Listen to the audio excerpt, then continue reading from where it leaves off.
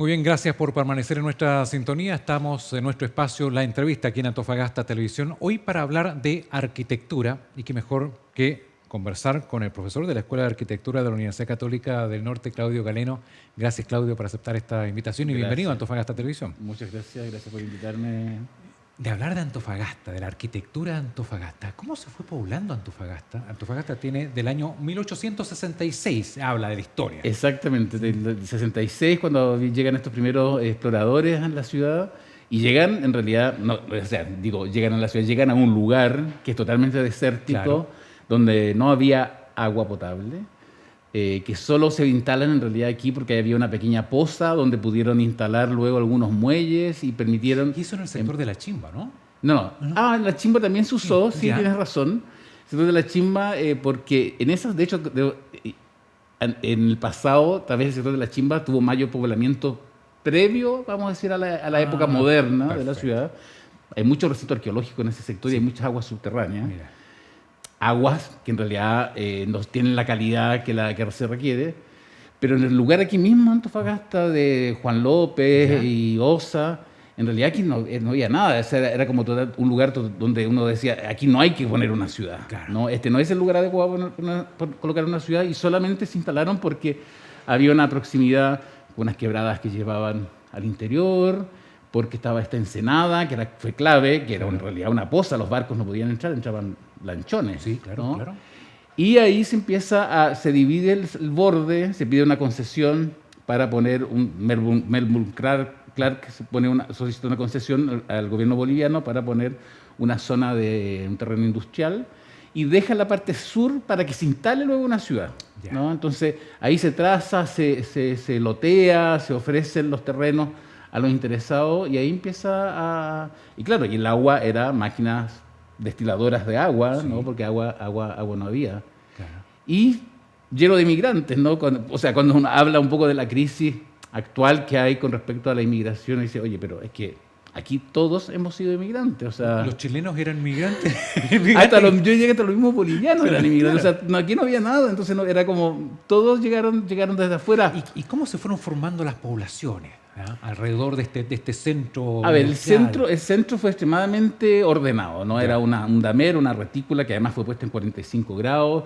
Hay que pensar que es la época que además había toda una discusión sobre el higienismo, sobre el espacio urbano.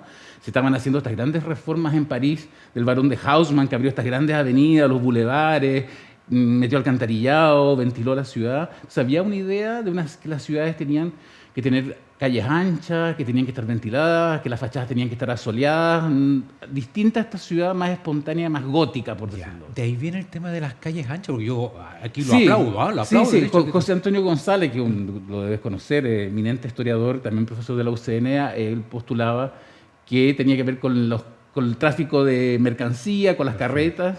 Yo creo que he avanzado un poco en eso y también creo que también es por el tema de la ventilación, por un Ya. lado, por el asolamiento de la fachada y también para evitar los incendios.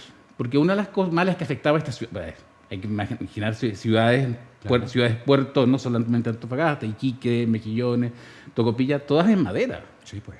En madera, un lugar donde prácticamente no había agua. Entonces, eran ciudades altamente inflamables y el hecho de que estuviesen las calles muy estrechas, como pasó en Iquique muchas veces, que los incendios arrasaban y iban quemando, y Claro. como ha pasado también en estos campamentos de los cerros en Valparaíso, aquí mismo en Antofagasta, Sí, donde claro. los bomberos no pueden llegar. Entonces, esa ciudad densa de calle estrecha se evitó acá, ¿no? Aquí la separación. Entonces, por ejemplo, los incendios importantes que tuvimos acá al principio, por ejemplo, la manzana de la catedral se quemó 2 veces. Sí, claro.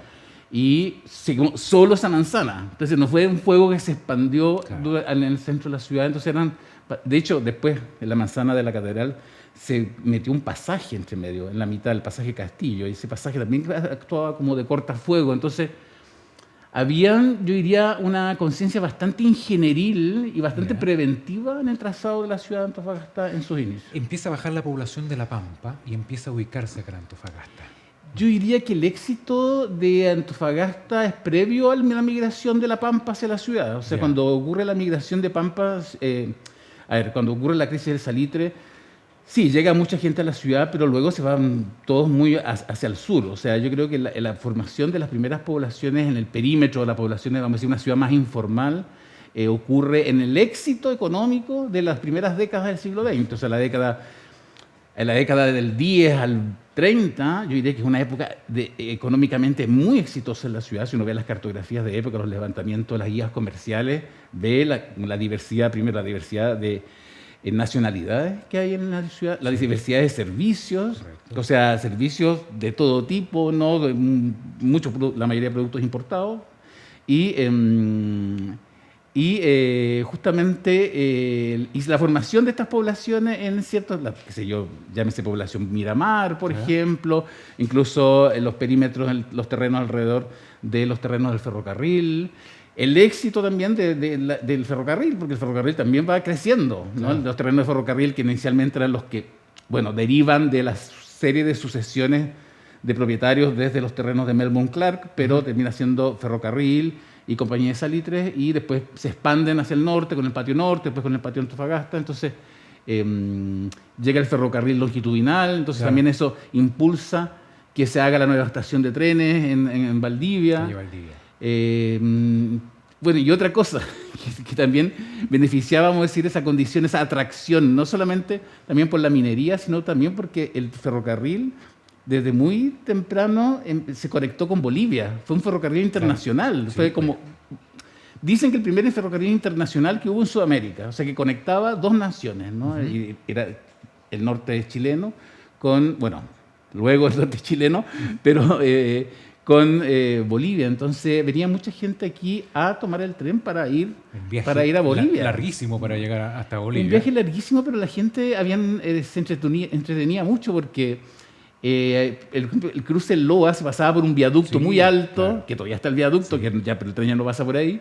Entonces las guías avisaban de esto y el tren pasaba muy lentamente en esa parte porque la gente quería vivir esa experiencia de pasar por este cañón, este agujero del Loa, bajo este puente muy delgado por el aire. Sí. Pasado todo este tiempo, ¿cómo está Antofagasta arquitectónicamente hoy? Mira, Antofagasta también hay que decir que es la ciudad más joven del norte chileno, o sea, es la mayor, yo diría, la mayor ciudad en términos de dimensiones, tiene más de 15, 18 kilómetros de largo, muy angosta, pero ha crecido muy rápidamente, ¿no? Es como que ha tenido muchas inyecciones de vitalidad y, claro, eso ha llevado a que siempre como que no dé abasto, ¿no? Entonces, siempre hay mucha ciudad informal. Es una ciudad que se ha ido planificando. No estoy de acuerdo con los que a veces dicen, no, es que esta ciudad nunca se ha pensado. Si uno ve las cartografías que hay desde un principio, ve que sí hubo gente, ingenieros, arquitectos, por detrás planificando la ciudad. Lo que pasa es que nunca la ciudad, lo que se hacía era insuficiente para la... Entonces, lo que tenemos hoy en día es una ciudad que yo diría que es parte de su personalidad, que es una ciudad relativamente ecléctica, como espacio urbano, que representa, yo diría, muy claramente sus distintas épocas, ¿no? O sea, todavía tenemos arquitecturas de madera de la época del salitre, ejemplos bien interesantes. Tenemos la que siguió, que fue una arquitectura ecléctica, con una diversidad de estilos históricos, pero sí ya construida en hormigón y hierro. Tenemos arquitectura Art Deco, tenemos arquitectura moderna y tenemos excelente arquitectura contemporánea. O sea, basta ver, por ejemplo, edificios como el Museo del Desierto, el Museo de Ruinas de Huanchaca, como le llaman ahora, que ha salido publicado en revistas internacionales por todo el planeta porque llama mucho la atención de este edificio que está como medio enterrado frente a estas ruinas majestuosas que además parecen ruinas precolombinas, ¿no? No sabemos que no son tan antiguas, pero en términos de visibilidad es curioso, ¿no? Como... Tú me contabas fuera del micrófono que, claro, dentro de esta planificación está muy bien planificado y puesto el hospital regional, la actual ubicación del hospital regional. Bueno, hablábamos de que claro, hay ciertas edificaciones que han sido fundamentales fundamentalmente aquellas que prestan servicio a la ciudad, desde los primeros hospitales que se ubicaban en las periferias y que se le pusieron ahí porque había todo un tema de los contagios, había también unas creencias en la época que los aires transmitían las enfermedades, cualquier enfermedad, hasta las elecciones, las estrategias de elección de los lugares, hasta llegar a esta última versión de este hospital, que además fue muy necesario para la época de pandemia, por suerte teníamos estas buenas instalaciones,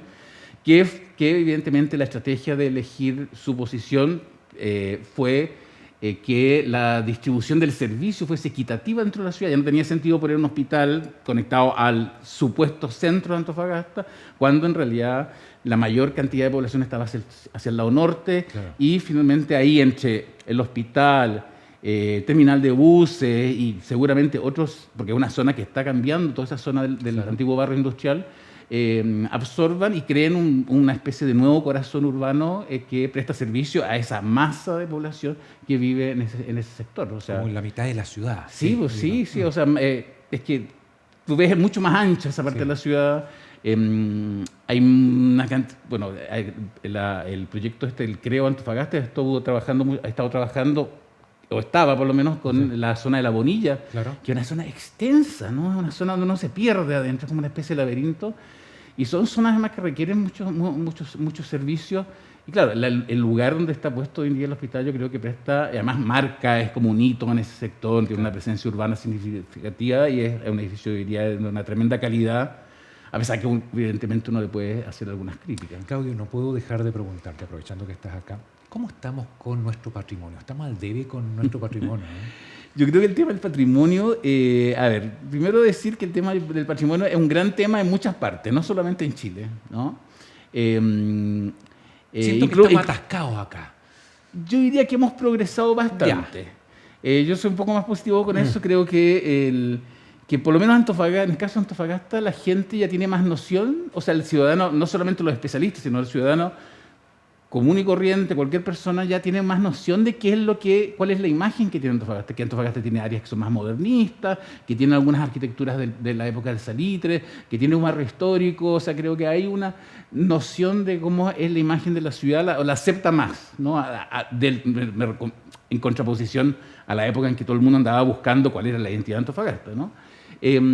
¿Cómo estamos? Sí, estamos al debe porque, por ejemplo, hay toda una zona declarada de protección histórica en el centro de la ciudad que debería estar protegida por el plan regulador y no se fiscaliza. Estamos al debe con eso porque además el centro de la ciudad obviamente tiene una concentración de notables edificios que es de distintas épocas, que son, o sea, si uno va a los centros, no quiero desmerecer centros de otras ciudades del norte, pero si uno compara con otras ciudades, puertos del norte chileno, Antofagasta tiene una densidad y una calidad de edificios y arquitectos que han sido protagonistas de estas construcciones notables. O sea, sí, hay cosas que podríamos habernos preocupado antes, pero la verdad es que estos procesos dentro incluso de Chile que es un país que se ha desarrollado también como país un poco desordenado, pero porque también ha sido un país que ha sido beneficiado económicamente con la minería fundamentalmente.